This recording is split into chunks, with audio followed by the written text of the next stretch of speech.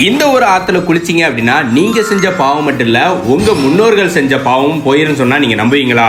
நம்ம திருநெல்வேலி மாவட்டம் பாவநாசத்துல இருக்க பாவநாசநாதர் கோயிலுக்கு தான் வந்திருக்கோம். தாமிரபரணி ஆற்றங்கரையில அமைஞ்சிருக்க பாவத்தை போக்குற பாவநாசநாதர் கோயில். உங்க பாவத்தை நாசம் பண்றதுக்கு மட்டும் இல்லைங்க, உங்க வாழ்க்கையில மாற்ற வர்றதுக்கும் உங்க மனசு அமைதி கிடைக்கிறதுக்கும் இந்த கோயிலுக்கு வந்தீங்க அப்படின்னா கண்டிப்பா கிடைக்கும். கோயில் உண்மையாவே ரொம்ப பாசிட்டிவா இருக்கும். கோயில் மட்டும் இல்லைங்க, சுத்தி இருக்க இயற்கை அழகும் தாமிரபரணி ஆறும் நம்ம மனசுக்கு ரொம்ப நிம்மதியும் கொடுக்கும். சுமார் 1500 வருஷத்துக்கு மேல புகழ்பெற்ற இந்த ஸ்தலம் பாவ விமோச்சனத்துக்கு பெயர் போன ஸ்தலங்க இது.